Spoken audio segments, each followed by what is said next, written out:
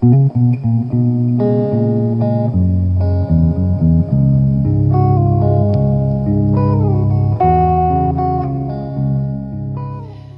here's the video about the holiday Hotpads.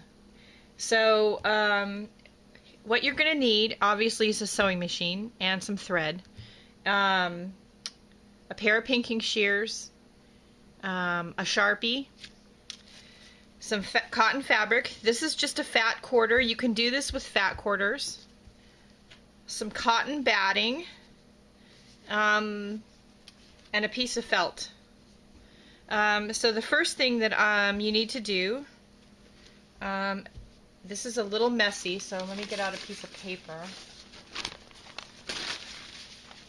We need to attach all of our layers together. Make a sandwich, fabric sandwich. So, okay.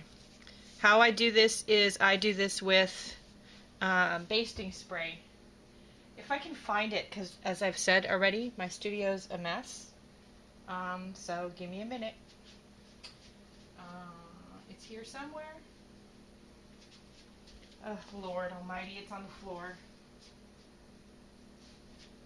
Okay, let me find it and I'll be back. Okay, I found it. Okay, so this is one brand. There's lots of different brands. I have this one. And I have this one. They're intended for quilters. It's something that can be stitched through. It's washable. The only problem I have with it is it's an aerosol. And I'm trying to get away from using very many aerosols. They're really not good for the environment or my lungs or anything else. So if anybody knows of a non-aerosol basting spray that's like these products but non-aerosol, please leave a comment, because that I'm interested in. So okay, so you get your basting spray. We'll use this one first because it's almost empty. Spray your felt.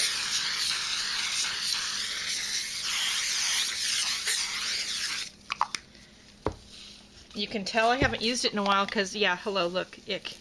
That's gross. It's like basting spray boogers.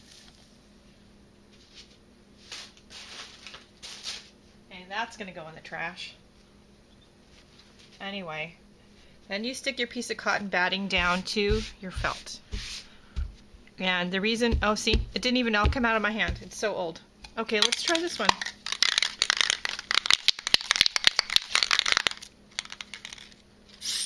Oh, yeah. Okay, so the reason you want to use the basting spray is because then you don't have to pin anything together, and it makes this project much easier. Okay, so we've got our felt stuck to our batting. Now we're going to spray again. And we are going to stick our fabric. I don't worry too much about getting the wrinkles out before I do this, but if that bugs you, by all means, iron it first. I just make sure that when I'm sticking it down, I push out all the wrinkles. Okay, so now we're going to cut that out. See, look, now I have basting spray boogers all over my fingers. That's just gross. Ugh. Ugh.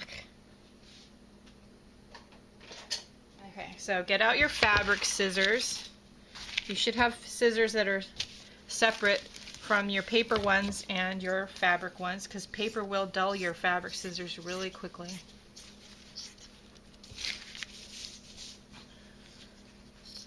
And normally, by the way, I do the whole fat quarter. I don't usually cut it off like this. But for this, we're just doing a demo, so I'm just cutting off a square. But if you're going to do, you know, any one of the shapes, you can get a lot of them out of one fat quarter.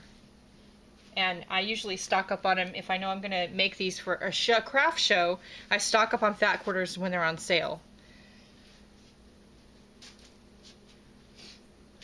Okay, the next things you're going to need are a Sharpie and the pattern pieces. So I'm going to get my pattern pieces out of the drawer and my Sharpie. And I will be right back. Okay, did I mention I used to make a lot of these?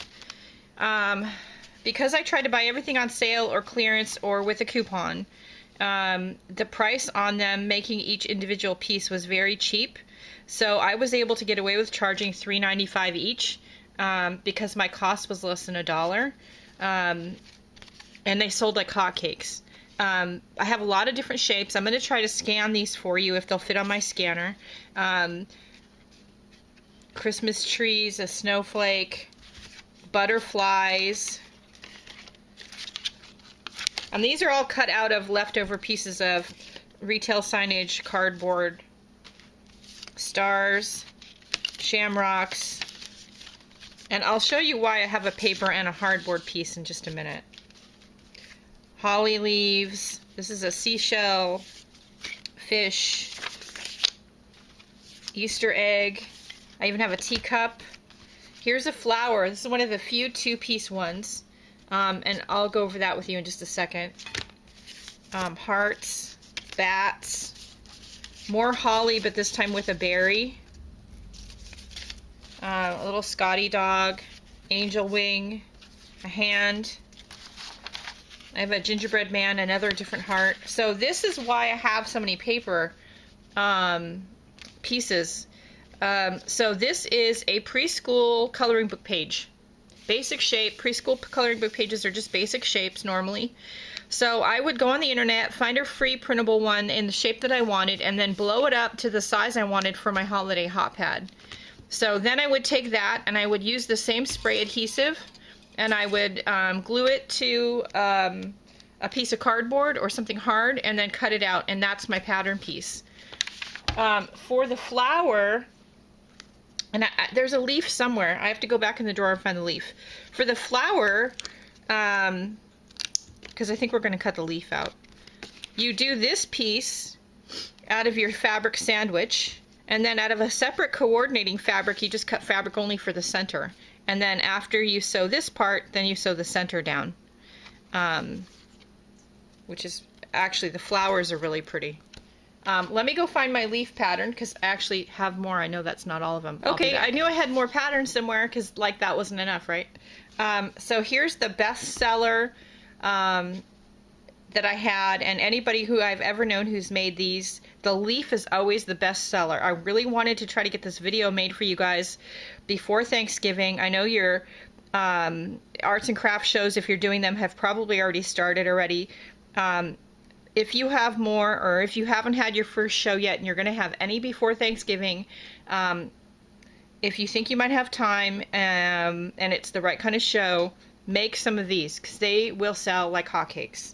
I have this big maple leaf and then this little leaf, a pumpkin, and a ghost. So on some of these, as I've said, you can just stitch around the edge.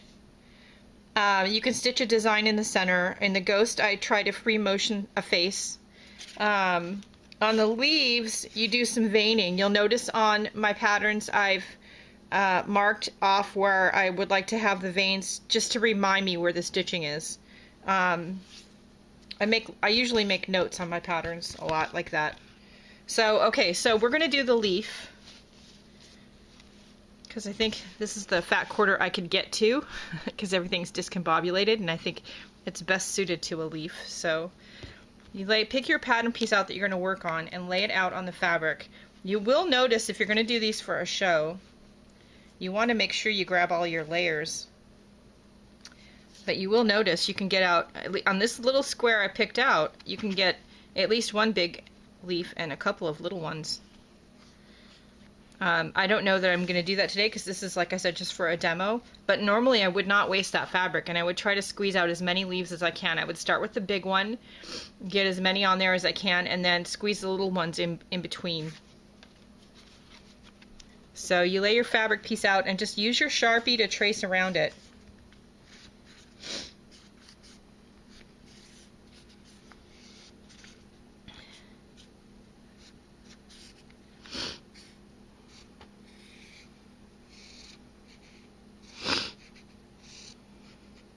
I know you're thinking, Sharpie on fabric? What are you thinking? Trust me. Just trust me. It's easy. And you don't have to pin anything, because you've already sandwiched it together with the spray. Do not cut it out. If you don't work on a piece of fabric that's any bigger than a fat quarter, because it's too hard to manipulate. It's too hard to manipulate. So don't cut anything out. You want to just trace your shapes on the fabric, and then you want to sew them before you cut them out. So I am going to break out my sewing machine because that's the next step. I'm going to probably have to set it up in the house. I don't think there's any room out here. I can't even walk. And half my stuff is in the house and half of it's in the garage. Anyway, okay. So I'm going to get the sewing machine set up and I will be back. Okay, so because my desk and everything's discombobulated, we're going to try to do this on the work table out here. And because this is a demo, I'm going to just use whatever thread is in my machine, which I think happens to be white or off-white, it looks like. Off-white. Normally I would try to, you know, sort of match the color to the fabric. In this case I would probably choose a brown, maybe an olive green. I think that would look the best. Get this plugged in. There we go. Okay, so once you have your leaf shape cut out, drawn on, if you want to, you can cut them out to big pieces like this and sew them individually. Just don't cut out on the line. Leave yourself some space around the shape. You want to sew all the way around the edge, about 1/4 of an inch or so in from the black Sharpie line. You want to use like a medium stitch length. It doesn't, stitch length isn't super important. Make sure you stop in your corners and turn. Nice sharp corners.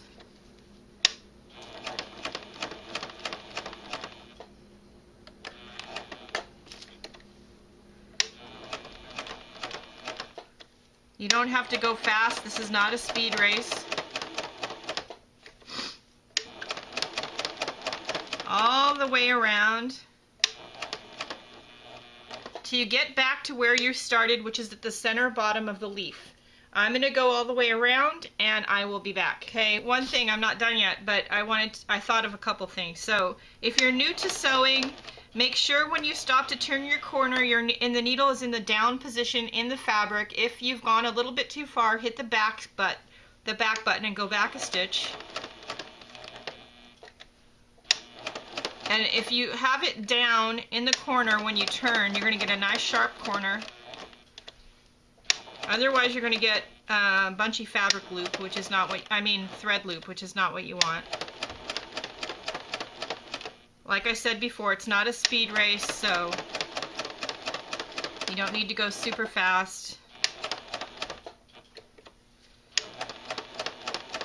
And the two most complicated shapes are the leaf and the snowflake, because there's so many turns.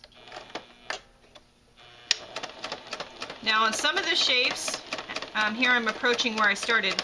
Make sure you go back and forth a couple times at the beginning and the end. Now on some of the shapes, you would just stop here, and that would be the end of it. On the leaves, because you have veining, I will go ahead and add that now. So I will go, I like it to be curved a little bit, so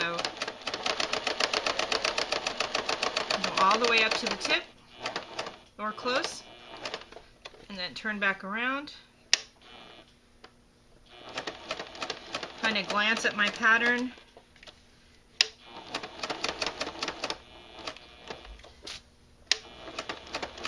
And they don't have to be exact, just eyeball them. They don't have to be the same even on each leaf.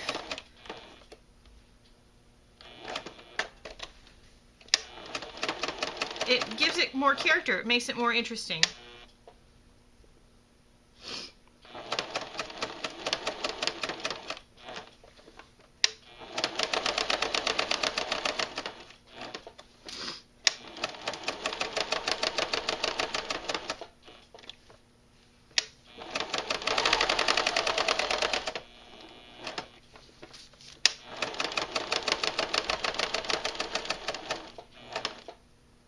Oops.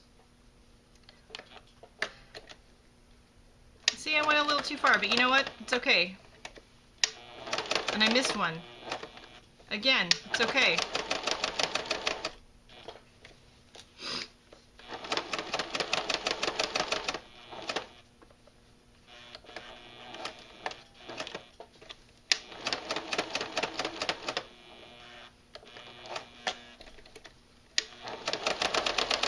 So do as many or as little veins on your leaf as you want. Work your way all the way back down to where you started.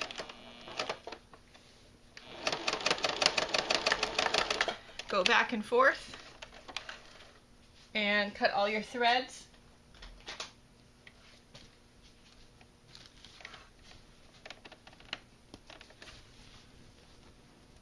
That's a pet peeve of mine, maybe because I used to be a dressmaker. Cut all your threads. Don't leave them hanging and dangly.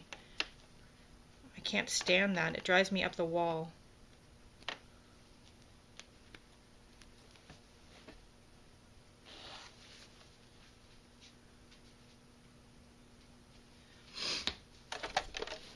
Okay. Now you'll have something that looks like this. Albeit you're not going to be doing it as a demo, and it's going to be a little neater with a few less mistakes. Okay. Then you're going to need a pair of pinking shears. Don't use your crafting scissors, paper scissors that have this zigzag edge. They're not sharp enough. So you'll need a pair of sewing pinking shears. They're not real expensive, and if you're going to do fabric crafts, they're a good investment. You're going to cut your shape out, and you're going to cut inside the black line, so you're going to cut the black line off.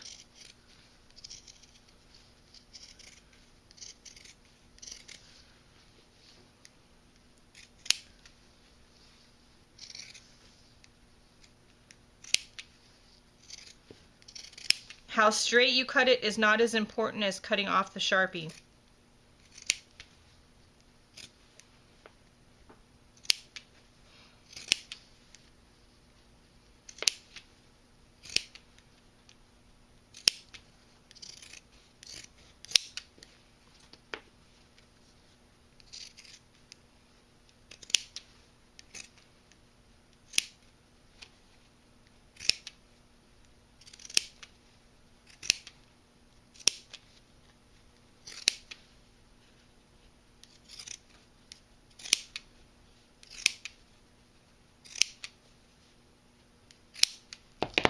There you go. Isn't that cute? Okay, I'm going to go get my other shapes that I have that are pre-made, and I will show you, and I'll go over some of the different stitching things I did and decorating ideas with them, and I'll be back. Okay, I have not redecorated my house for Halloween, so I went and grabbed this one off the dining room table. It still has flowers on there. This is the flower. So what I did is the same thing I did here. I went around the edge of the flower, and then I stopped. Then I took my fabric centers, and I used my glue to put them down, and then I stitched around the edge of that through all the layers. Now, one thing you could do, I thought of actually just this morning, is you could just keep stitching and do like a little stitch spiral, like a free motion spiral. That would actually be really cute in here with maybe some lines going up each petal. That would be cute. I have the hearts. I've done them with the center stitching line and without. I've done them both ways. And usually when I have these out, I use them on my dining room table, and I just have random sizes of hearts in different colors or leaves or whatever underneath my other table decorations. They're really cute that way. If you have enough of them, you probably could use them to put warm things on. I wouldn't put anything too hot on it because it is just cotton batting. If you're going to use them more like a hot pad, you're going to need to, instead of the cotton batting, use Insulbright. Insulbright is a heat-resistant batting that you can get at the fabric store. It has what looks like aluminum foil between the layers of batting, and it's for making pot holders. Here's a proper leaf. You can't really see the stitching super well because I used gold thread on gold fabric, but the leaves are always the best seller. And I always do them in lots of different colors for fall. Lay a bunch of leaves. I like the maple leaf. And this looks really great underneath little pumpkins, or I always put little glass beads on the table, things like that. Let's see. Shamrock. I did a little decorative stitching in the center. Easter eggs. Again, you can see if I turn it over to the back, I did some, little stripes on the Easter egg. I thought it needed something. What else do I have in here? Oh, Christmas tree. So you can see again if I turn it to the back. Oh, dog hair, sorry. You know, I did some, not a lot of stitching, just a little bit. Snowflake. The snowflake was the hardest shape I did. Probably can see it better if I take the white out. Because not only is there a lot of turns, but there's a lot of cutting. Without, you know, trying to make sure you don't cut one of these off. But it's a really pretty design on a table. Here is a holly leaf.